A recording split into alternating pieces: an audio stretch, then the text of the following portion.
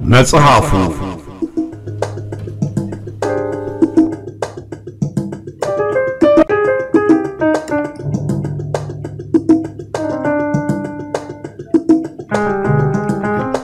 ከሰብለ ወንጌል ጸጋ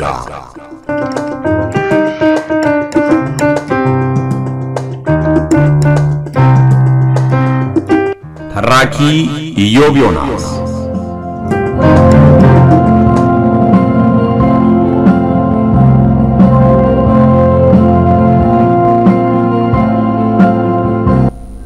ክፍል 6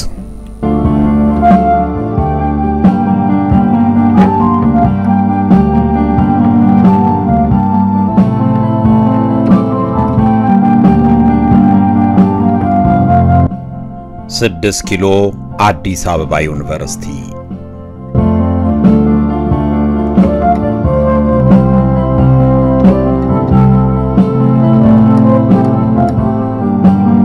እየጠበቁ ነው በረከት አሉ ዶክተሩ የግንባራቸውን ቆዳ ሸብሽበው ለኔ ትልቅ ችግር መስሎ የሚታየኝ የምንፈልገውን አሊያም የምንመርጠውን የትምህርት አይነት መማር አለመቻላችን ነው ታሪክን በትርፍ ጊዜያችን መጽሐፍን አንብበን ማወቅ ስንችል ዩኒቨርሲቲ ድረስ ገብተን መማራችን ፋይዳው ምንድነው ስለማይገባን ትላንት ስላልኖርንበት ትላንት ስንበጣበጥ የምንውለው ስለምን ይሆን በረከት በስሜት ነበር የሚናገረው ንዴት ውስጥ ገብቷል እንዴ እኛኮ እዚህ ግቢ ውስጥ እንደ ተማሪ እንኳን የሚመለከተን ማንንም የለም የገዛ መምህራኖቻችን እንኳን እንደ ስራ ፈት ነው የሚያዩን ባለፍንና ባገደምን ቁጥር ጦረኞች የሙታን ተማሪ አጽሞች ምናምን እያሉ ነው የሚጠሩን ከምንም በላይ ደግሞ ተስፋ አስቆራጭ ከሆነብኝ ከዚህ ተመርቄ ስወጣ የምሄድበትን አለማወቄ ሰርተን የማንበላበትን ትምህርት ነው እንግዲህ እየተማርን ያለነው ቀደም ዓላማ ምንድነው ሲሉን ነበር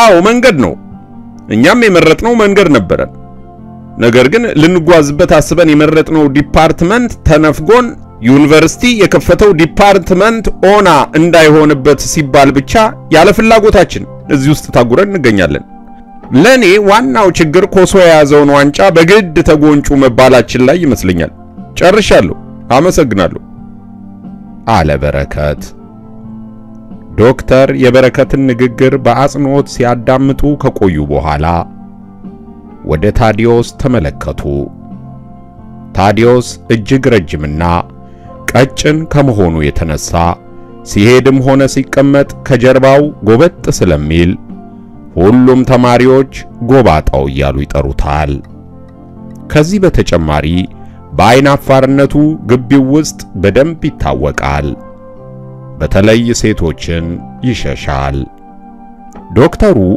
ጎበዝ ከሚሏቸው ተማሪዎች ማከል አንዱ ነው ታዲዮስ እንደ ችግር ነው ብለህ የምታስበውን ሐሳብ ሰንዝር አሉ ዶክተር ማቴዎስ በተማሪዎቹ መካከል እየተንጎራደደ ታዲዮስ ሁለት እጆቹን እርስ በእርስ እያፋተገ በዝምታ አንገቱን ደፋ መምህሩ አይናፋርነቱን ያውቃሉ ሆኖም ሊተውት አልወደዱም ታዲዮስ ሲሉ ጠሩት ታዲዮስ ግን ቀና እንኳን አላለም እሺ ሃና አንቺ ተናገሪ ሲሉ ዶክተር ወደ ቀበጥባጣዋ ሃና እየተመለከቱ ተናገሩ በረከት ሁሉንም ነገር ተናግሮታል ማለት ይችላል ስትል ሃና ንግግሯን ጀመረች አሁን እኔ ኢኮኖሚክስ ነበር ማጥናት የምፈልገው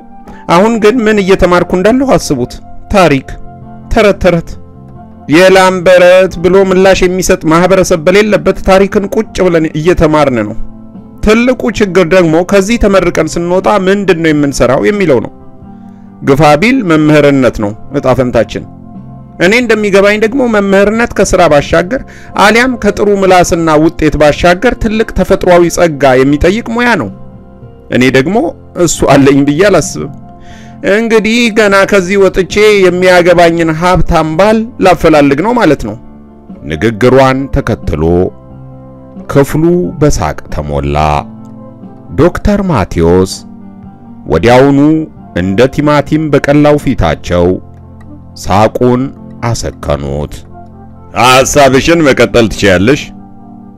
ጨርሻለሁ መምህር።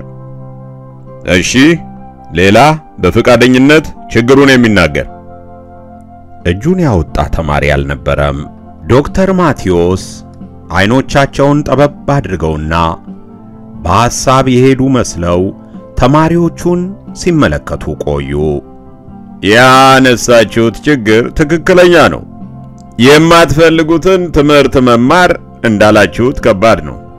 ሆኖም አሉና ዶክተሩ አሁንም በሐሳብ የሄዱ መሰሉ።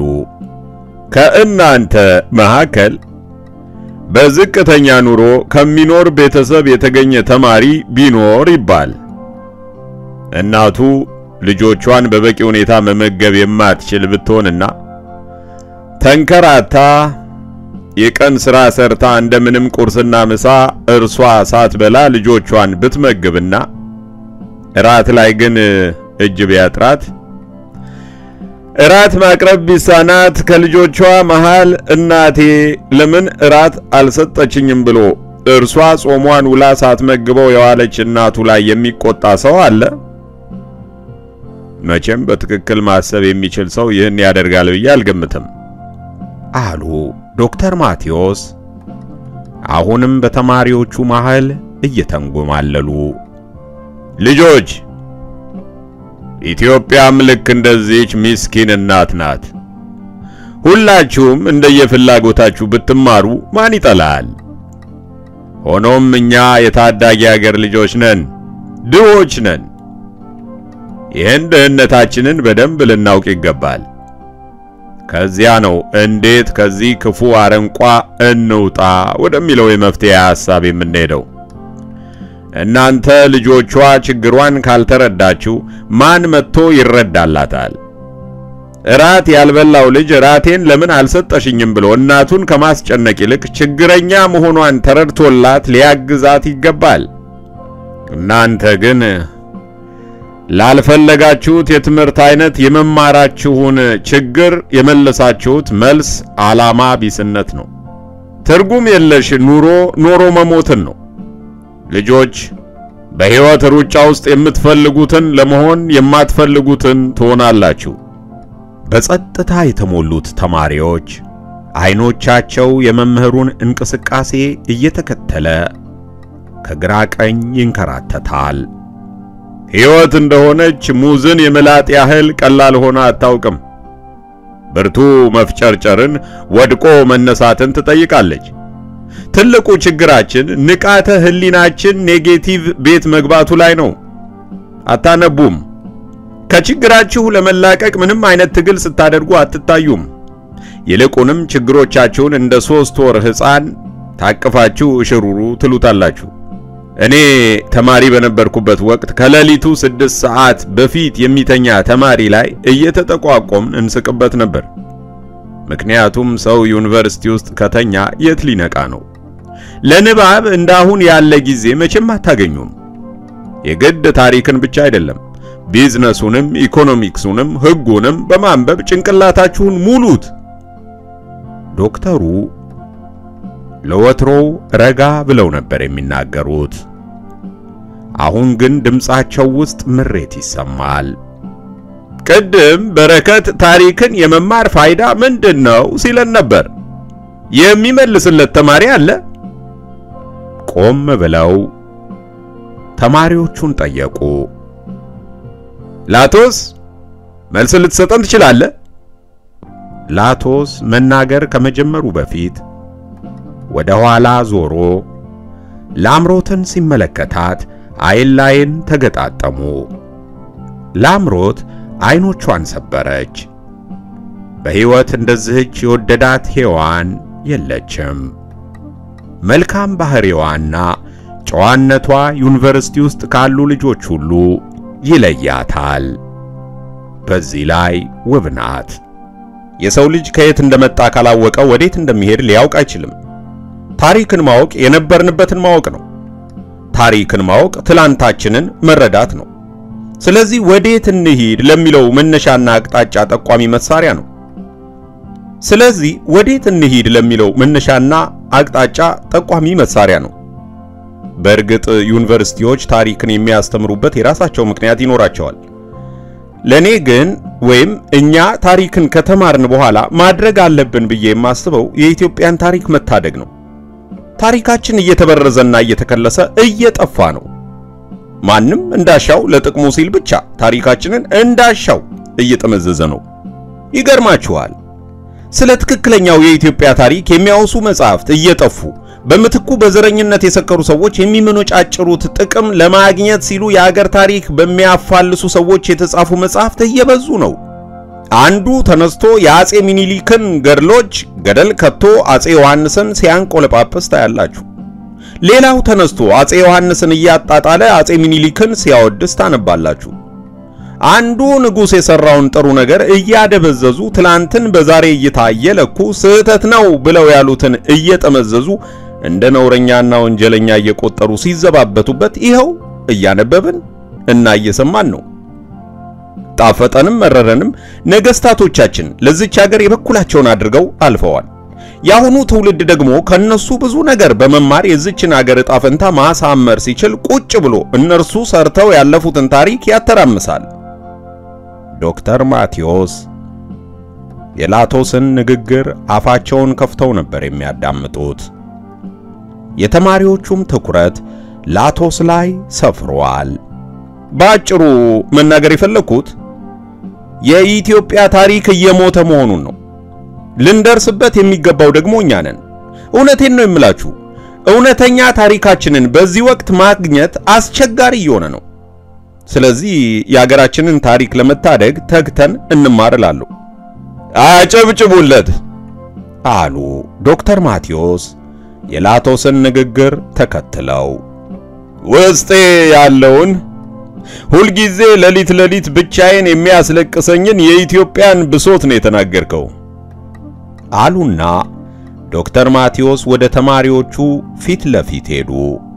ልጆች፣ የሰው ልጅ ባዶ የሚያደርገው ያለውን ነገር አለኝ ብሎ አለመቀበሉ ነው። እኛ እጃችን ላይ ካለው ወርቅ ይልቅ የባህር ማዶ መዳብ ያስቋምጠናል። ቦታ ያልሰጠናቸው መጻሕፍቶቻችን እንኳን ብንመለከት የምንጓጓው ዓለም ላይ ያሉ ሰዎች በጠራራ ፀሐይ በባትሪ ነው የሚፈልጓቸው። እንደው በቀላሉ ጀምስ ብሩስን እንኳን ብናነሳ ኢትዮጵያ ውስጥ በነበረበት ወቅት የብራና መጻሕፍቶቻችንን ሰብስቦ ወስዶ ወደ ለንደን ይዟቸው ገባ። እነዚያ መጻሕፍቶች ለቦዴላውያን መጽሐፍት ቤት በደንብ ቁጥርና ማውጫ ተበጅቶላቸው በዚያ አሁን ድረስ ተቀምጠው ይገኛሉ። አያችሁ፣ የብብታችንን እየጣልን የሰው ስንከተል ኖረናል። አሁን ያለው ትውልድ እንኳን ለነዚያ ዓለም ለሚያሳሳቸው መጽሐፍት ጉጉት የለውም። ዛሬም ተኝተን ከምንቃዥበት አልባነንም። ይህ በዚህ ከቀጠለ ደግሞ ለነገ ትተን የምናልፈው ቅንጣት ታሪክ አይኖረንም። እኔን የሚያስፈራኝ አሉና ዶክተር ማቴዎስ ረጅም ትንፋሽ ተነፈሱ። እኛ ተስፋ የነበረውን ታሪክ ይዘን እንዲህ ከለዘብን መጪው ትውልድ የኛን በአፍረት የተሞላ ታሪክ ይዞ ምንድነው የሚሆነው የሚለው ነው። ልጆች፣ አገራችሁን እናታችሁን ታደጓት።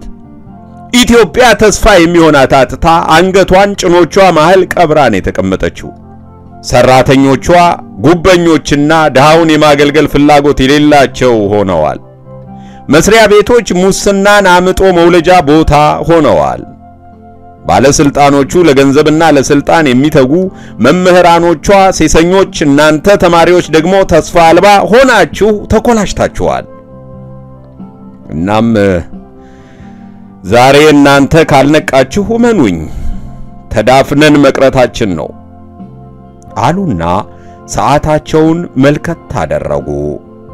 በረከት ሲሉ ተጣሩ። አሁንስ ታሪክን የመማርህ ፋይዳ ገባህ? በረከት በአሉታ ጭንቅላቱን ወዘወዘ። ሌሎቻችሁስ? ገብቶናል ሲሉ ተማሪዎቹ በአንድ ድምጽ መለሱ። ጥሩ በረከት፣ እኔና አንተ ጊዜ ወስደን እንነጋገርበታለን። አሁን ግን የፈተና ወረቀታችሁን ልመልስላችሁ አሉና ነጩ ጠረጴዛ ላይ ያስቀመጡትን ወረቀት በእጃቸው ያዙ።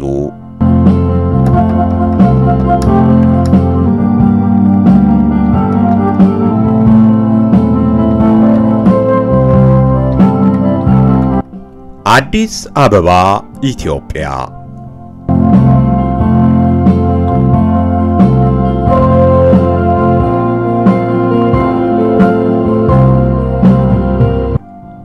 ድሚያኖስ ዶክተር አንዶም ዮሐንስን ለመፈለግ አስቀድሞ ይኖርበት ወደ ነበረው ካሊፎርኒያ ለመብረር ወደ አዲስ አበባ አምሽቶ ነበር የገባው።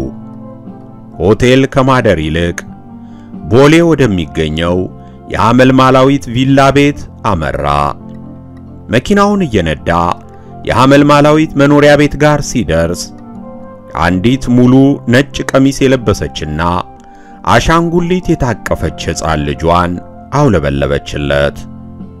ድሚያኖስ የመኪናውን መስታወት አንሸራቶ እርሱም እጁን አውለበለበላት። በውስጡ ግን ሐሳቡ ወደ ተለያየ ቦታ ተበታትኖ ነበር። ሕፃኗን ሰዎች ሆን ብለው የላኳት መሰለው። ሻሎንሽ የት ጠፍታ ነው አትመጣም? ስትል ሕፃኗ ወደ መስኮቱ እየተጠጋች ጠየቀችው። ሳሮን ማናት? አላት። ድሚያኖስ ከሕፃኗ ጀርባ አንድ ሰው ብቅ እንደሚል እየተጠባበቀ የታጠቀውን ሽጉጥ እየደባበሰ። እዚህ ቤት የምትኖረው ናታ፣ ቶሎ መለሳለሁኝ ብላኝ ነበር ሄደችው። ድሚያኖስ ግራ ገባው። ምንሽ ናት ታዲያ? ሲል ድሚያኖስ ጠየቃት። ጓደኛዬ ናት፣ ሁል ጊዜ ስትመጣ ቸኮሌት ትገዛልኛለች። ድሚያኖስ አሁን ገና ሕፃኗ ስለ ሐመልማላዊት እንደምታወራ ገባው። የሰፈሩ ሰው የሚያውቃት ሳሮን በሚለው መጠሪያና ከአገር አገር እየተዘዋወረች የምትነግድ ነጋዴ እንደሆነች ነው። ሐመልማላዊት ልጅ በጣም ትወዳለች። እንደውም አቶ ዮስጦስ አንድ ቀን በሕፃን ልጅ ያስገድሉሻል እያሉ ይሳለቁባታል። ሰሞኑን ትመጣለች አላት ድሚያኖስ ፈገግ እያለ። ማን ነው ስምሽ? ሲል ድሚያኖስ ጠየቃት። ስሜ ሔዋን ነው፣ ይሄኛው ነው የኛ ቤት አለችው። ሕፃኗ አሻንጉሊቷን በያዘችበት እጇ ከሐመልማላዊት አጠገብ ወዳለው ቪላ እያመለከተችው። በቃ አሁን ስለመሸ ወደ ቤት ግቢ። ሳሮን ሰሞኑን ቸኮሌት ገዝታልሽ ትመጣለች አለና ድሚያኖስ በመስኮት በኩል እጇን ስቦ ሳመው። ወደ መኖሪያ ቤት ሲገባ ሐመልማላዊት እየሳቀች እንድትቀበለው ተመኘ። መኖሪያዋ አውላላ ሳሎን፣ ጥንድ መኝታ ቤት፣ የማብሰያ ክፍል ያለውና በቄንጠኛ ዕቃዎች የተሞላ ነው። ሆኖም አንዳቸውም የሐመልማላዊት አስመስሎ መኖሪያዎች እንጂ ትክክለኛ ምርጫዎች እንዳልሆኑ ድሚያኖስ ያውቃል። ከመንገድ እንደገባ በቀዝቃዛ ውሃ ሰውነቱን ተለቅልቆ ወገቡ ላይ ፎጣ አገልድሟል። የረሃብ ስሜት እየተሰማው ቢሆንም ማቀዝቀዣው ውስጥ የሚላስ የሚቀመስ ነገር የለም። ምናልባት ሐመልማላዊት ወደዚህ ቤት ከመጣች ሳትቆይ አትቀርም ሲል አሰበ። ወደ መኝታ ክፍሉ ገብቶ አቶ ዮስጦስ የሰጡትን ስለ ዶክተሩ የሚተነትኑ መረጃዎችን የያዙ ማህደሮችን ያገላብጥ ጀመር። ከመረጃዎቹ መሃል ፎቶግራፉን ተመለከተና ዶክተር አንዶም ዮሐንስ አለ ድሚያኖስ። ይህን የዋፊት ይዘህ የት ተደብቀህ ይሆን? ከነ ስጋህ ወደ ሰማይ ተመጥቀህ ቢሆን እንኳን ሲኦል ድረስ ተከትዬ አሳድደሃለሁ። ከቤተ እስራኤላውያን ወገን ያልሆነን ሰው ሞሳድ ያጨው በምን መስፈርት ይሆን? በኢትዮጵያውያን ልብ ውስጥ ከፍተኛ ፍራቻና አክብሮት ያለውን የቃል ኪዳን ታቦት ዘርፎ እንዲያወጣ የተሰየመው ምን አይነት ሰው ቢሆን ነው? ቄስ ይሆን ሲል አሰበ። በጭራሽ ሊሆን አይችልም። ቢሆን እንኳን ይህን የማድረግ አንዳች ስልጣን አይኖረውም አለ መልሶ። እጅግ ስለደከመው ስለ ዶክተሩ ማሰብ አልፈለገም። ያገለደመውን ፎጣ ፈቶ ራቁቱን አልጋ ውስጥ ገባ። ሲተኛ ቢጃማ የመልበስ ልምድ የለውም። አይኖቹን ከድኖ እንቅልፉን ይጠባበቅ ጀመር። ሆኖም እንቅልፍ ሊወስደው አልቻለም። ይልቁንም እንደ ሰይፍ የተሳሉ ሐሳቦች ወደ ህሊናው ጓዳ ገብተው ያናውጡት ጀመር። አባቱ እናቱን ፊት ለፊት ሲገርልበት ስለ እርሱ ስሜት አለመጨነቁን አስታወሰ። በእናቱ ሐዘን ብቻውን ተቆራምዶ ባለበት ወቅት አባቱ ከድሚያኖስ ሕመም ይልቅ የራሱ ሕመም አማቆት ዘብጥያ ውስጥ ራሱን ገደለ። ሰብሳቢ አጥቶ መንገድ ዳር ተጨብጦ ተቀምጦ ድቃቂ ሳንቲም እየለመነ የኖረበት ወቅት ወለል ብሎ ይታየው ጀመር። ከመታጠቢያ ቤቱ ያለው ውሃ ጠብ ጠብ ጠብ ይላል። ድሚያኖስ በሁለት እጁ ጆሮዎቹን ጠርቅሞ ይዞ ከተጋደመበት በመነሳት አልጋው ላይ ተቀመጠ። አባባ ዘጌ ከመንገድ ላይ ሲያነሱት እግዚአብሔር ከሰማይ መልአክ የላከለት መስሎት ነበር። እያደር ግን አባባ ዘጌ ስለ እርሱ እንዳልተጨነቁና እንዳላሰቡ ይልቁንም የእርሳቸው ፍላጎት እርሱን ለአቴ አዩአም ማጨት ብቻ እንደነበር ደረሰበት። እናም ባዶነት ተሰማው። ድሚያኖስ የማይነገሩ የሚመስሉ በርካታ አስከፊ ሌሊቶችን፣ የማያልፉ የሚመስሉ ጎምዛዛ ቀናትን ብቻውን ያሳለፈ ሰው ነው። የመፈጠሩ ትክክለኛ ምክንያት አይገባውም። ልጆች እያሉ ጌርሳምን ሁልጊዜ ስለ ሰዎች የመፈጠር ምክንያት ይጠይቀው ነበር። ይህ ሁሉ እንደ ጉንዳን በዓለም ላይ የሚርመሰመሰው ሕዝብ ለየራሱ ምክንያት ነው የተፈጠረው። ሰዎች ሁሉ በምክንያት ከተፈጠሩ ስለምን ብዙ ሰዎች በሕይወት ግራ ተጋብተው ይባዝናሉ? ያለ ምክንያት ኖረው ሞታቸው እንደ ትንኝ መጥፋት ተቆጥሮ ያለፉ ሰዎች የሉም እያለ ይጠይቀዋል። ጠብ ጠብ ጠብ ይላል ከመታጠቢያ ቤት ያለው ውሃ። ሐመልማላዊት በህሊናው ተዋዥቅ ጀመር። ገዳም ሳሉ ሁሉንም ያስረሳቸው እርሷ ነበረች። እሷን ማፍቀር ሲጀምር ወደ ሌላ ወደማያውቀው ዓለም ውስጥ ገብቷል። ስለ እርሷ ሲያስብ በሕይወቱ ለመጀመሪያ ጊዜ ነገን የመኖር ምኞት ከልቡ ሰተት ብሎ ገባ። ቢሆንም ሐመልማላዊት ፍቅሩን ልትረዳለት አልቻለችም። ያቺ እንደ ማለዳ ጀንበር ሕይወቱን ያሞቀችለት ሴትም እንደማትፈልገው ተረዳ። ድሚያኖስ እርቃኑን ከአልጋ ውስጥ ወጥቶ ወደ መታጠቢያ ቤቱ ተንደረደረ። የውሃውን መክፈቻና መዝጊያ ሲጠመዝዘው ውሃው መንጠባጠቡን አቆመ። የድሚያኖስ ጭንቅላት ውስጥ የሚርመሰመሱት ሐሳቦች ቆም አሉለት። ስለ ራሱ ሲል ኖሮ አያውቅም። እስከ ዛሬ በሕይወት እንዲቆይ ያደረገው ብቸኛ ምክንያት ለአቴ አዩአም መስራቱ ብቻ ነው። እርሱ እንደሚያስበው ምናልባት የተፈጠረበት ምክንያት ስለ ሰዎችና ስለ ሀገሩ እንዲኖር ነው። ድሚያኖስ እሳት ውስጥ ግባ ቢባል ሳያቅማማ ለአቴ አዩአም ሲል ያደርገዋል። በሕይወቱ ውስጥ የሚሳሳለት አንዳች ነገር ባለመኖሩ ያለማፈግፈግ የሚሰጠውን ተልእኮ በድል እየተወጣ ኖሯል። የእናቱ የቀብር ስነ ስርዓት ላይ ነበር የአባባ ዘጌ አይን ውስጥ የገባው። አባቱ ራሱን አጥፍቶ ድሚያኖስ አውላላ ሜዳ ላይ ብቻውን ሲቀር እንዲህ አይነት ቆራጥና ለዓላማው የጨከነ ሰው እንደሚሆን በማመን ነበር ወደ ጉያቸው የከተቱት። በድንገት የመኖሪያ ቤቱ በር ሲቆረቆር ድሚያኖስ ወደ ራሱ ተመለሰ። ማን ነው? በዚህ ሰዓት ወደ ሐመልማላዊት ቤት ማን ሊመጣ ይችላል? እነዚህን ጥያቄዎች እያውጠነጠነ ወደ በሩ ሄደ። በሩን በቀስታ ሲከፍተው ሕፃኗ ሔዋን በር ላይ በሳህን ኬክ ይዛ ቆማለች። የድሚያኖስን እርቃን ስትመለከት ግን ጩኸቷን በድንጋጤ ለቀቀችው። ድሚያኖስ እርቃኑን መሆኑ የታወቀው ገና አሁን ነበር።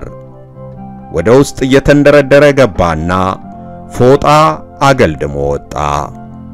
ማሚናት ሳሮን ቤት እንግዳ እንደመጣ ስነግራት ይህንን ኬክ ላከችል አለችው።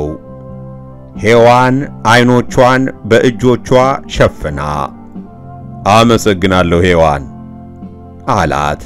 ድሚያኖስ በገዛ ስራው ፈገግ ሊል እየሞከረ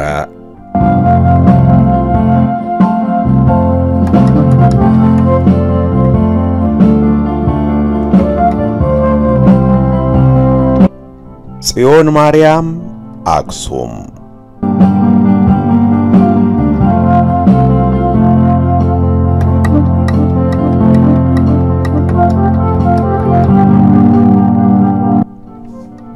በገዳሙ ግቢ ከሚገኝ አንድ መጠለያ ውስጥ በርከት ያሉ መነኮሳት መሬት ላይ ተኮልኩለው ከፊት ለፊታቸው ከእንጨት ከተሰራች አነስተኛ መቀመጫ ላይ የተቀመጡትን የገዳሙን አበምኔት ንግግር በአጽንዖት በማዳመጥ ላይ ናቸው።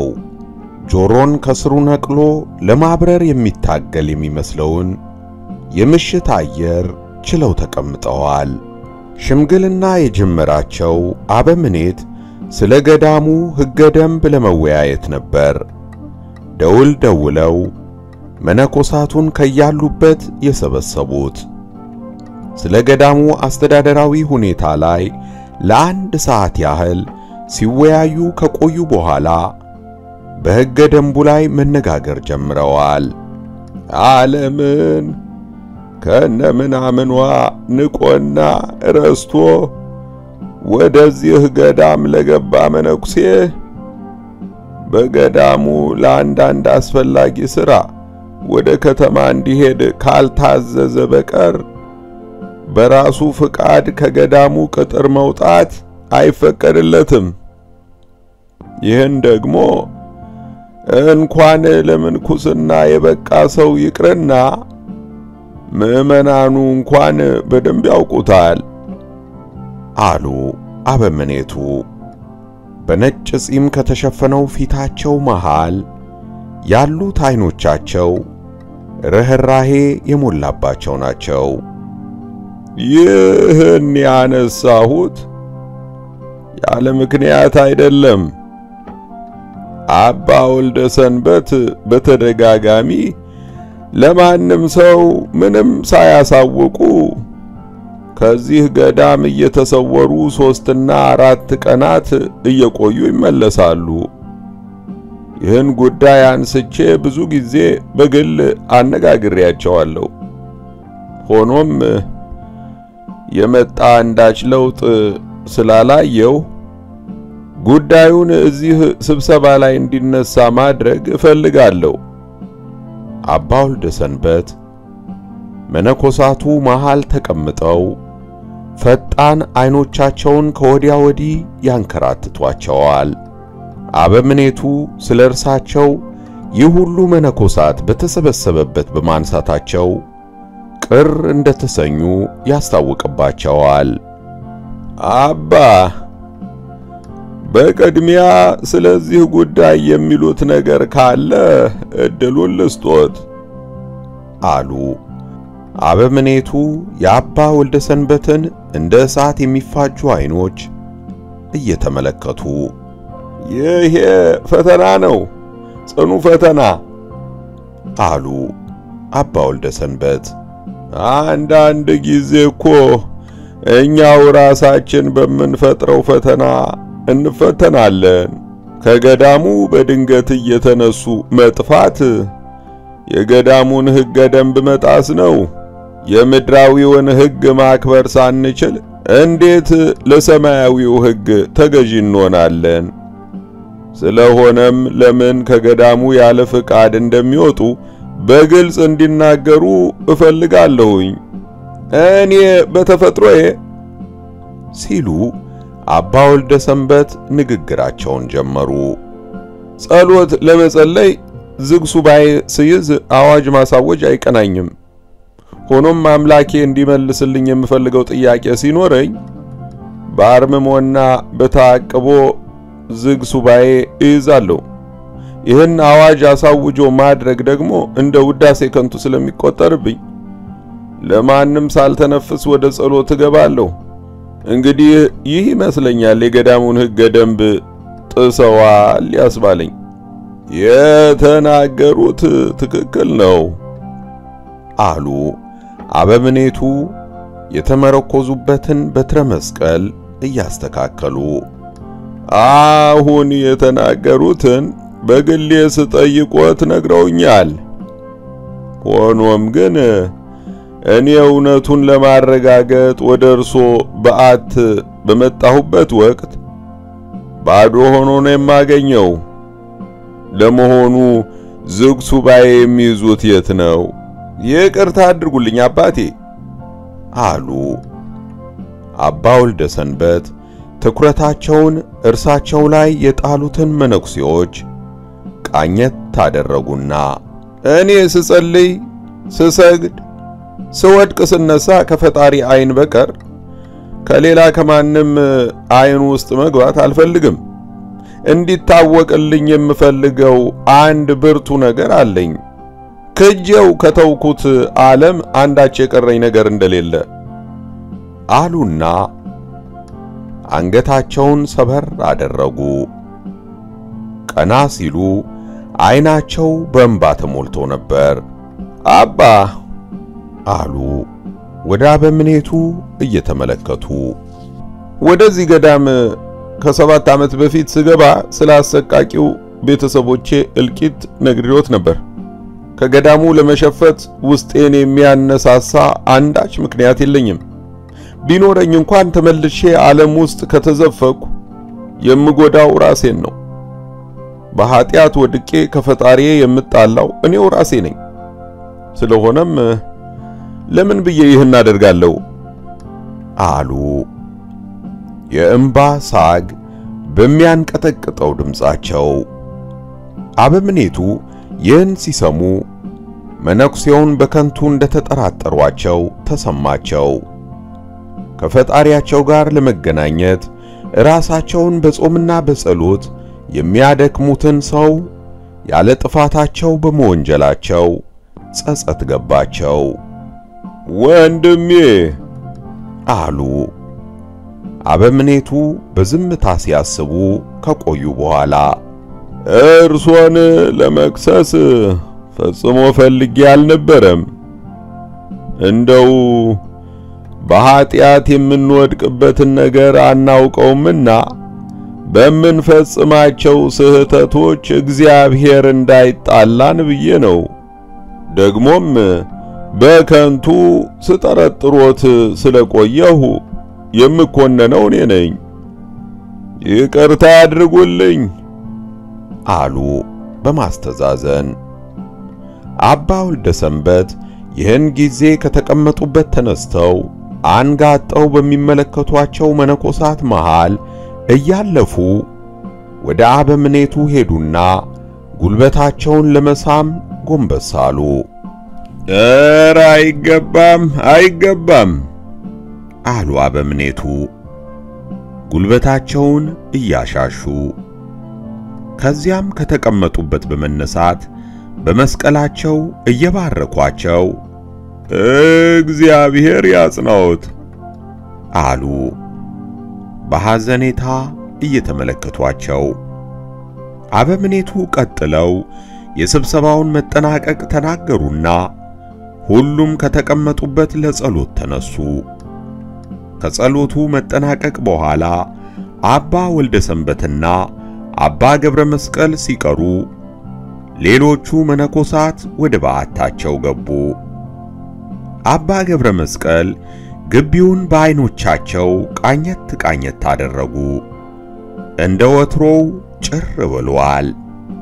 እኚህ ሰውዬ በዚህ ጥርጣሬያቸው ከቀጠሉ አደባባይ ላይ ነው የሚሰቅሉን አሉ። አባ ወልደ ሰንበት አብረዋቸው ወደ ተቀመጡት ዝምተኛ መነኩሴ እየተመለከቱ አንድ ነገር ይበሉ እንጂ ምን ይለጉሞታል? ምን መናገር አለብኝ? አሉ አባ ገብረ መስቀል። የእርሶ ነገር ፈጽሞ ሊዋጥልኝ አልቻለም። እንደው የምንኩስና ልብስ ሲለብሱ ጊዜ የእውነት የመነኮሱ መሰሎት እንዴ?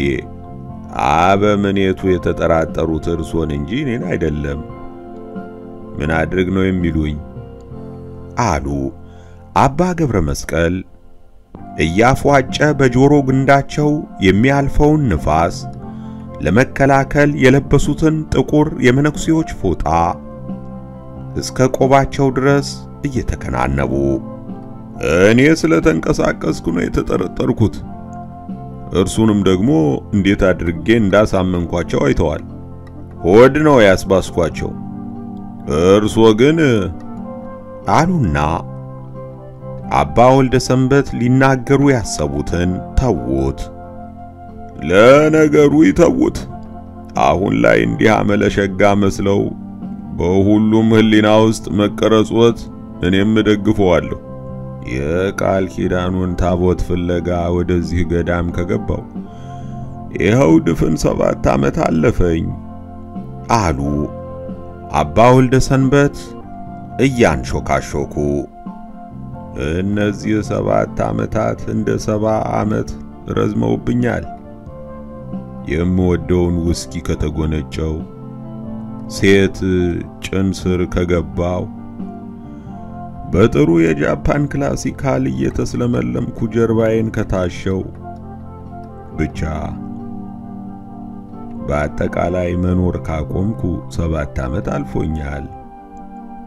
ይህን ሁሉ መስዋዕትነት የከፈልኩት በዋጋ ሊተመን የማይችለውን ውድና ክቡር ቅርስ ለማግኘት ነው።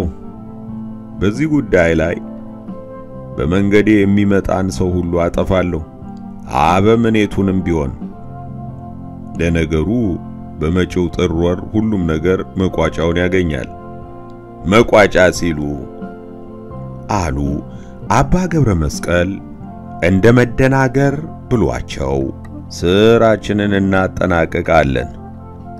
ሰሞኑን የቃል ኪዳኑን ታቦት ብቸኛ ጠባቂ ማግኘት ይኖርብናል አሉ አባ ወልደ ሰንበት። ከዚያም ጥቂት እንደማሰባሉና ንግግራቸውን ቀጠሉ። በሕይወቴ እንደዚህ የከፋ ነገር ውስጥ ገብቼ አላውቅም። ኢትዮጵያውያኑ ታቦቱን ጥበቃ ጭራሽ የአክሱምን ከተማ አስከብበዋል። ጠባቂ ወታደሮቹም የማያንቀላፉ ናቸው። እዚህ ጽዮን ውስጥ ያለውን ነገር የሚያውቁት ነው። የቃል ኪዳኑ ታቦት አለበት ወደሚባለው ቤተ መቅደስ እንኳንስ የሰው ልጅ ይቅርና አእዋፋትም ዝር አይሉም። የቃል ኪዳኑን ታቦት አንድ መነኩሴ ይጠብቁታል ይባል እንጂ እኔ ይህን ያህል ዓመት እዚህ ስኖር ከቤተ መቅደሱ ሰው ሲወጣም ሆነ ሲገባ ተመልክቼ አላውቅም። ያኔ እኔ ወደዚህ ስገባ እንዲህ አይነት ነገር አልነበረም። አክሱም እንደማንኛውም ከተማ ክፍት ነበረች። በእርግጥ ያን ጊዜ ጽዮን አካባቢ የነበረው ጥበቃ አደገኛ ነበር።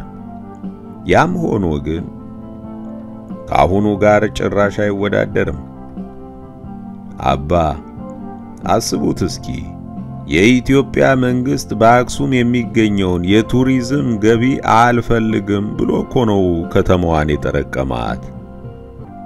ዩኒቨርሲቲዎች፣ ድርጅቶች፣ ሁሉም ነገር ተጠረቃቀመ።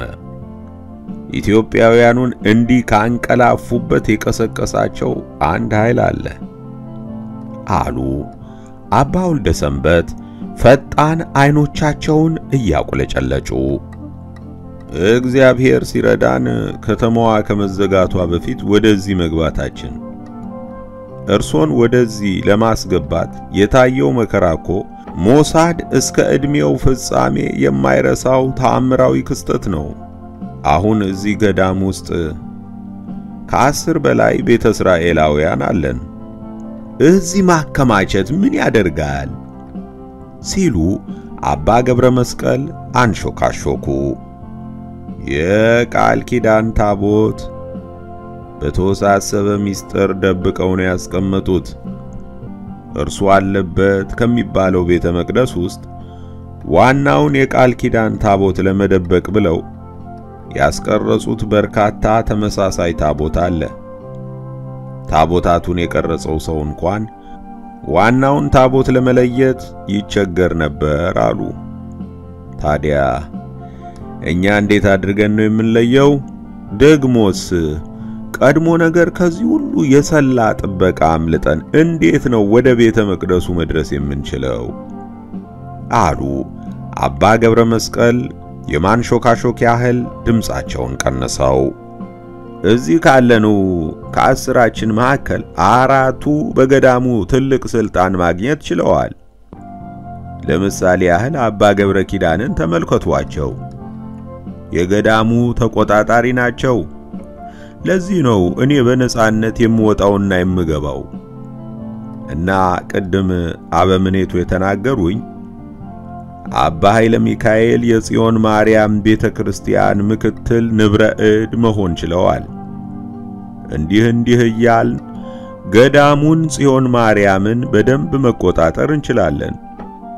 10 ሆነን ገብተን ታቦቱን አሾልኮ መውሰጃ 10,000 ቀዳዳዎችን መፍጠር አያቅተንም። አይ አሉ አባ ገብረ መስቀል። እንደው የሞት ሽረት ጥረት አድርገን የቃል ኪዳኑ ታቦት ያለበት ቤተ መቅደስ ውስጥ ገባን ይባል። ቀራጺው መለየት የከበደውን ታቦትኛ እንዴት አድርገን መለየት እንችላለን? ትልቁ ጥያቄ ይሄ ነው አሉ አባ ገብረ መስቀል። መነኩሴው ግርማ ሞገስ የተላበሱ ናቸው። የሚናገሩት በእርጋታ ነው። አባ ወልደ ሰንበት የመነኩሴውን ጥያቄ እንደሰሙ ለረጅም ደቂቃዎች አንገታቸውን አቀርቅረው ቆዩ። ይመልሱልኝ፣ እዚሁ ማርጀታችን ነው እንጂ መቼም ቢሆን ዋናውን የቃል ኪዳን ታቦት መለየት አንችልም አሉና አባ ወልደ ሰንበት ካቀረቀሩበት ቀና አሉ። ሰሞኑን ሞሳድ የደረሰበት አንድ ሚስጥር አለ። ሚስጥሩ እጅግ ጥብቅ ነው አሉ አባ ወልደ ሰንበት ወደ መልከ መልካሙ መነኩሴ ጆሮ ተጠግተው። ሚስጥሩ ምንድነው ሲሉ አባ ገብረ መስቀል የአጭሩን መነኩሴ አይን አተኩረው እየተመለከቱ ጠየቁ።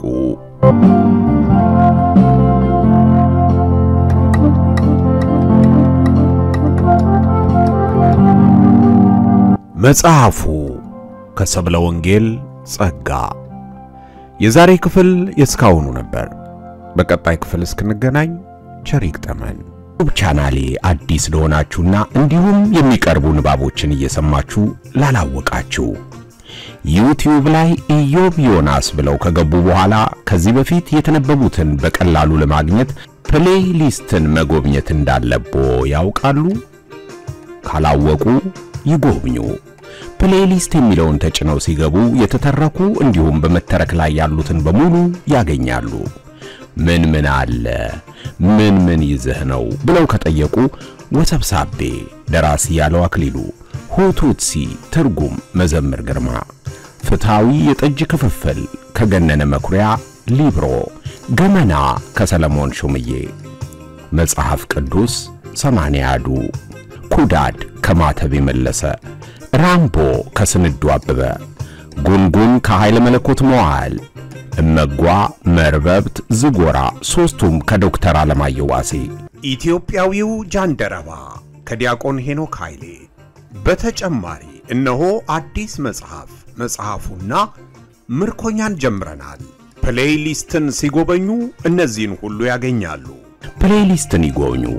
ሰምተው ከወደዱ ሰብስክራይብ አድርገው መከታተል ይችላሉ። ያሉትን አስተያየት ቢያሰፍሩ ጠቃሚ ነው ብለን ላመንበት ሁሉ አስቸኳይ ትግበራ እናደርጋለን። ከምስጋና ጋር መልካም ጊዜ።